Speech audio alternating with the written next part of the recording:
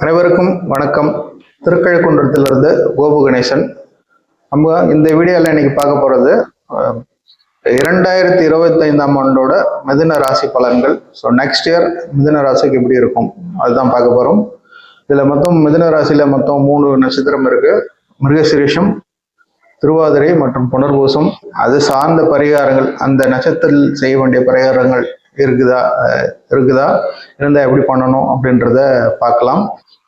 மற்றும் இதுக்கு முன்னாடி மேஷம் மற்றும் ரிஷபராசிகளுக்கு ஏற்கனவே சொல்லியிருக்கேன், முந்தைய பதிவுகளில் பதிவிட்டிருப்பேன்.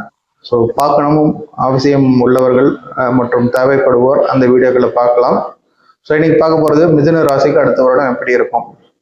மிதுன ராசின்றது ஒரு உபயராசி மற்றும் காற்று தத்துவத்தை அடிப்படையாக கொண்ட ராசி. அதனால அது இல்லாம பாத்தீங்க அப்படின்னா இது ஒரு இதுல முக்கியமான திருவாதிரை நட்சத்திரம் இருக்கு. அப்படின்றதுனால இவங்களுக்கு ஆன்மீக ஈடுபாடு அதிகமாக இருக்கும், சாஸ்திர ஈடுபாடு இருக்கும், சாஸ்திரத்துல எதனா ஒரு வகையில சம்பந்தப்பட்டு இருப்பார்கள். மற்றும் கலையில், அதாவது இசைப்பிரியர்னு சொல்லலாம், அப்படி இல்லைன்னா கலையில எதனா ஒரு விஷயத்துல சாதிக்கக்கூடிய அன்பர்கள் கூட சொல்லலாம். ஏதாவது ஒரு விஷயத்துல கலையில, அதாவது என்னன்னா பரதநாட்டியம், டான்ஸு, பாட்டு கச்சேரி, பாடகர், இந்த மியூசிக் ஃபீல்டு, அந்த ஃபீல்டில் இருக்கணும் அப்படின்னா மிதுனம்ன்றது சம்மந்தப்பட்டிருக்கும். ஏற்கனவே இந்த முன்னாடி பதிவில் சொன்ன மாதிரி ஒரு கலை உலகத்தில் இருக்கீங்க அப்படின்னாக்கா ரிஷபம் மற்றும் மிதுனம் உங்களுக்கு ஏதாவது ஒரு வகையில் சம்மந்தப்பட்டு இருக்கும். ஒன்று ராசியாக இருக்கும், அப்படி இல்லைன்னா லக்னமாக இருக்கும். அப்படி இல்லைன்னா அந்த 2 ராசிகளில் ஏதாவது ஒரு கிரகம் அமைந்து அந்த கிரகம் உங்களுக்கு தசாபுத்தியாக அமைந்து தசாபுத்தியாக நடந்து செயல்பட்டு கொண்டிருக்கும். அப்படி இருந்தால் மட்டும்தான் உங்க கலைத்துறையில் மிக உயரிய இடத்துக்கு செல்ல முடியும்ன்றது உறுதியாக சொல்ல முடியும். ஸோ இவங்க எல்லாருமே ஏதாவது ஒரு வகையில் கலைப்பிரியர்களாகவே இருக்கிறார்கள் என்று சொல்லலாம். அடுத்த வருஷம் மிதுன ராசிக்கு எப்படி இருக்கும் அப்படின்னு கேட்டீங்க அப்படின்னா, அடுத்த வருஷம் இவருக்கு குருன்றவர் இவருடைய ராசிக்கு பெயர்ச்சியாக உள்ளார். ஜென்ம குருவாக உள்ளே வரப்போறார். குருன்றவர் இந்த ராசிக்கு பாதகாதிபதி மற்றும் 10ஆம் அதிபதி கூட. அவர் ஜென்ம குருவாக இந்த ராசிக்கு பயிற்சியாக வருகிறார். ஸோ எதுக்கு நல்லது, எதுக்கு தீமை பார்த்தீங்கன்னா, ஒரு படிப்புக்கு நல்லது. குழந்தைகள் ஆரம்ப கல்வி பயிலும் மாணவர்கள் சிறப்பாக படிப்பார்கள். ஒரு உயர்கல்வி படிக்கிறாங்க, நல்லா படிப்பாங்க. 9th 10th 11th 12th இருக்கக்கூடியங்க அதிகமான மதிப்பெண்கள் பெறக்கூடிய காலகட்டமாக இந்த அடுத்த வருடம் இருக்கும்.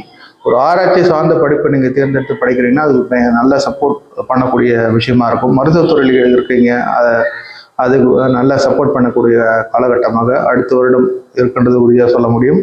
அது மட்டும் இல்லாது தொழில் சார்ந்த விஷயங்கள்ல ஒரு சிறப்பாக இருக்கும். ஒரு உத்தியோகஸ்தர்களுக்கு ஒரு ப்ரொமோஷன், இல்லை உயர் பதவி மற்றும் கிடைக்கக்கூடிய காலகட்டம் முற்பகுதியில் உள்ளது. அடுத்த ஆண்டு முற்பகுதியில் மேற்கொள்ள இருக்கு. அது மட்டும் இல்லாத குருன்றது எங்களுக்கு பாதகாதிபதி அப்படின்றதுனால உடல் சார்ந்த விஷயங்கள்ல கொஞ்சம் தொந்தரவுகள் இருக்கும். முன்னாடியே செக் பண்ணிக்கிறது நல்லது. மற்றும் சனி பயிற்சி அடுத்த வருஷம் எப்படி இருக்கும் உங்களுக்கு பார்த்தீங்கன்னா, சனி இவர்களுடைய 9ஆம் இடத்துலேருந்து 10ஆம் இடத்துக்கு போகிறார். 10ஆம் இடம்ன்றது கர்மஸ்தானம் சொல்லுவாங்க. ஸோ கர்மஸ்தானத்தில் சனி பயிற்சியானால் மிதுன ராசிக்காரங்களுக்கு உறவினர்களுக்கு ஏதாவது ஒரு வகையில் கண்டம் ஏற்படக்கூடிய வாய்ப்பு உள்ளது. மற்றும் 10ஆம் இடத்துல சனி இருக்கிறதுன்றது ஒரு தொழில் விஷயங்களுக்கு சப்போர்ட் பண்ணக்கூடிய அமைப்பு தான். சனியோட தொழில்களை நீங்கள் யாருன்னா இருக்கீங்க, ஆட்டோமொபைல் ஃபீல்டு மற்றும் என்ஜின் ஆயில் சம்பந்தப்பட்ட விஷயங்கள் அதில் இருக்கீங்க அப்படின்னா ஒரு நல்ல முன்னேற்றத்தை ஏற்படுத்தக்கூடிய காலகட்டமாக இருக்கும். மற்றும் ராகு 10ஆம் இடத்துலேருந்து 9ஆம் இடத்துக்கு வர்றது ஒரு நல்ல விஷயம்தான். 10ஆம் இடத்துல ஏற்பட்ட தொழில் சார்ந்த விஷயங்கள்ல ஏற்பட்ட தடைகள் விலகக்கூடிய காலகட்டமாக அடுத்த வருடம் இருக்கும். ஸோ மொத்தத்தில் அந்த மிதுன ராசிக்கு அடுத்த வருஷம் எப்படி இருக்கும் அப்படின்னா, ஒரு பெரிய தொந்தரவுகள் இல்லாமல் ஒரு சிறப்பான வருடமாகவே இருக்கும்னு சொல்லலாம். உடல் ஆரோக்கியத்தில் மட்டும் சற்று கவனமாக இருப்பது நல்லது. மற்றபடி அந்த பிரச்சனைகளும் இருக்காதுன்றதை தெளிவாக சொல்ல முடியும். அடுத்ததாக நம்ம பார்க்க போகிறது பரிகாரங்கள். ஸோ மிதுன ராசியில் உள்ள 3 நட்சத்திரமான மிருகசீரிஷம், திருவாதிரை மற்றும் புனர்பூச நட்சத்திரங்களை சார்ந்து என்னென்ன வழிபாட்டு பரிகாரங்கள் இருக்கு அப்படின்றத பார்க்கலாம். முதல்ல மிருகசீரிஷ நட்சத்திரம். இது நம்ம ஏற்கனவே பார்த்துருக்கோம். ஒரு வீடு அல்லது வண்டி வாங்கணும் அப்படின்னா இந்த நட்சத்திரத்தில் வாங்கலாம். 2 வீலர், கார், ஆட்டோமொபைலில் எதுவாக இருந்தாலும் சரி, புதிய வீடு வாங்கணும் அப்படின்னா இந்த நட்சத்திரத்தை சேர்ந்தெடுத்து அந்த நாட்களில் வாங்கும் பொழுது அது இரட்டிப்பாகக்கூடிய தன்மை இருக்கிறதுன்றதுனால தாராளமாக நீங்கள் இந்த நட்சத்திரம் வரும் என்று வாங்கலாம். இரண்டாவது பார்த்தீங்க அப்படின்னா திருவாதிரை நட்சத்திரன்றது சிவனுக்கு உகந்த நட்சத்திரம். சிவன் வழிபடுவதற்கு உகந்த நட்சத்திரம் பண்ணி சிவனை அன்னைக்கு முழுமையாக வணங்க வேண்டும். அது மட்டும் இல்லாது இந்த நீண்ட காலமாக ஒருத்தர் நோயில் கஷ்டப்பட்டு இருக்காரு, தீராத நோய் இருக்குது அப்படின்னா முதல் முறையாக மருந்து ஆரம்பிக்க போகிறீங்க அப்படின்னா திருவாதிரை அன்னைக்கு மருந்து சாப்பிட ஆரம்பிச்சிங்கன்னா உங்களுடைய நோய் மெல்ல படிப்படியாக குறைய ஆரம்பிக்கும் அல்லது தீரும்ன்றதை கண்டிப்பாக சொல்ல முடியும். ஸோ அதற்கு உகந்த நட்சத்திரமாக திருவாதிரை நட்சத்திரம் அமைந்துள்ளது. அடுத்து நம்ம பார்க்க போகிறது பார்த்தீங்கன்னா புனர்பூச நட்சத்திரம். புனர்பூச நட்சத்திரம் வந்து குருவோட நட்சத்திரம். இது வந்து ஒரு மிதுனத்தையும் கடகத்தையும் இணக்கக்கூடிய நட்சத்திரம்ன்றதுனால மிதுனம்ன்றது புதன், கடகம்ன்றது சந்திரன். இது படிப்பு விஷயம். அது சந்திரன்றது ஒரு மன பலத்தை கொடுக்கக்கூடிய வீடுன்ற ரெண்டுத்தையும் இணைக்கும் பாலமாக இந்த நட்சத்திரம் உள்ளது, புனர்பூச நட்சத்திரம். அதனால இதை வந்து ஒரு ஞாபக சக்தியை அதிகரிக்கக்கூடிய நட்சத்திரம் இது.